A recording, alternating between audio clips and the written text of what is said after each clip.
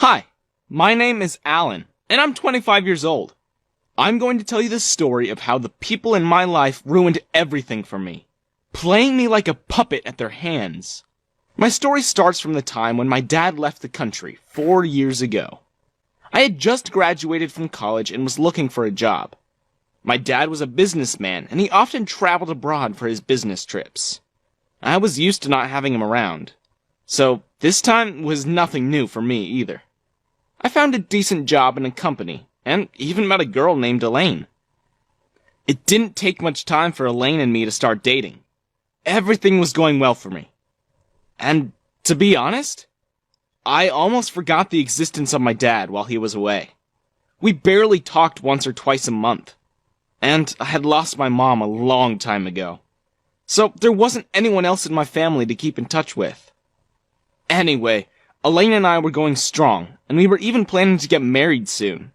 It was around this time that my dad returned to the town after 4 years. And this time, things were different, because he didn't come back alone. He came along with his new wife and stepdaughters. I was okay with everything because I had no right to interfere in his matters, but there was a thing that puzzled me a lot. His wife Samantha and his stepdaughters, who were triplets, seemed to be of the same age. If Samantha was their mom, then how was it possible? Actually, I adopted the triplets before marrying your dad, Samantha told me. They're just a few years younger than me, but I still treat them as my daughters. As if that made any sense. Something seemed to be very fishy here. And again, none of this would have mattered to me if they had left me alone. Ever since they joined my family, they made my life a nightmare. No, they were not like the evil stepmothers and sisters that we all know of. They were more twisted and weird. They constantly used to follow me around and hit on me every chance they got. And I'm not just talking about the triplets here. Even my stepmom Samantha was involved. As for my dad, he had left for another business trip after dumping his wife and daughters on me. "Wow, Alan, you're very good-looking," Samantha said one day. "You must be quite popular with girls, huh?" "It doesn't matter," I replied. "I'm already dating someone, and I plan on marrying her." "What? But you're still so young," Samantha protested. "You shouldn't rush with such things. Who knows, you might find someone else. I mean, look at my daughters. They're not so bad themselves, and they seem quite interested in you." Whoa, wait, I cut her off. "What the heck are you talking about? You call them your daughters and still try to hook them up with your stepson? At least think before you speak. I'm not interested in dating the girls who are like sisters to me." "Well, they aren't technically my daughters," she shrugged. "So you don't have to worry about that. And if you're not interested in them, then how about me? I'm sure I'm better than your girlfriend, at least." I stood up from my seat and gave her an incredulous look. "Are you crazy? You're freaking married to my dad! And why are you so against my girlfriend? Please, leave me alone. I can make my own decisions." I walked away after that, because I couldn't bear to see her face any longer. What kind of insane woman had Dad married? To be honest, I had my doubts since the beginning. Why would he just bring her here and then leave? What was he planning? Even after that day, Samantha still kept chasing after me, and sent the triplets to flirt with me quite often. It was a headache to tell them off every day. Not to mention, whenever I invited Elaine over, they all behaved very rudely. It was clear that they were trying to scare her away.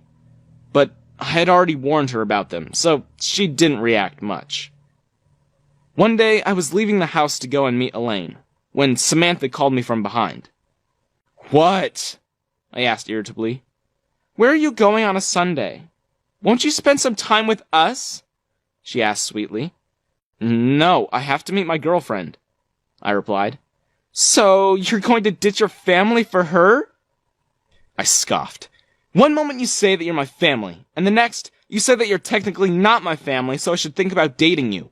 Why don't you make up your mind first?" I left before she could reply. "But Of course, I should have known that she wouldn't let me leave so easily. As soon as I got inside the elevator, the triplets came rushing in too. "What the heck?" I exclaimed. "Can't you take another elevator? It's getting too crowded with you." "Come on, Alan, don't be like that," Brooke, one of the triplets, replied. "We're also going somewhere." Ugh. I stood in a corner and kept my mouth shut, trying to avoid them as much as I could. But Brooke suddenly asked to borrow my phone to make a call. I wish I'd never listened to her. As soon as I gave her the phone, she dropped it, and Lisa, the second triplet, stepped on it to complete the damage.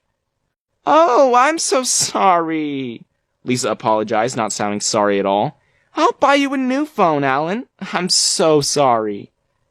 I was doing my best to control my temper, but that didn't work for long, because the elevator suddenly came to a stop and everything went dark and quiet. Suddenly, realization struck me. This had to be their plan. Samantha sent them in the elevator right after me so that she could trap me like this. And they even did that to my phone on purpose so that I couldn't call anyone. Just what were they planning? "Oh no," Brooke exclaimed. "Looks like we're stuck." "Uh-oh," Lisa chimed in, placing a hand on my shoulder. "Then instead of getting bored, shouldn't we do something fun?" Wow, weren't they too calm for someone who was stuck? It was so obvious that it was all part of their acting. Well then, since it'd come to this, I had no option but to play along. "Oh, God, I don't feel good," I said, clutching my head. "I always feel suffocated in elevators and getting stuck like this. Oh, I feel like I'm gonna get sick." "What?" Brooke exclaimed. "What is happening to you?" I placed a hand over my mouth. "Oh, I don't know. Oh, I feel like throwing up." "Oh, what the heck? Ew!" Lisa jumped away. "Hold it in. You can't do that here." "I'll suggest you stay away. Oh, and give me space to breathe. Oh, if you don't want to make it worse," I said. "And find some solution to get out of here. Or else it could be a problem." I was pretty sure they had their phone hidden somewhere. Now, they had no choice but to contact Samantha and get me out. And, as I had thought, Lisa fished out her phone and texted someone. And minutes later, the elevator started again and the doors opened. I got out and turned around to give them a smirk. "Try something better next time," I said. "You know, a lot of things make me throw up, including the faces of some people." A few days passed after that, and I decided not to delay things anymore. Elaine and I were finally getting married. Obviously, I didn't inform my so-called sisters and stepmom, but they found out. They're not even invited, but they still crashed my wedding. Well, I thought that they couldn't do anything, since I was immune to their antics now. But Samantha used her trump card this time, ruining everything to me. She called my evil ex to the wedding. My ex was a super possessive and jealous gold digger, and she was more than happy to ruin my wedding. She walked right up to me and started insulting me, accusing me of things that I had never even done. Then, she turned to Elaine and called her names too. And she caused a lifetime worth of drama in front of all the guests. In the end, we had to call off the wedding. Elaine left in tears, saying she needed time to think and clear her mind. While I was left to suffer with my so-called family.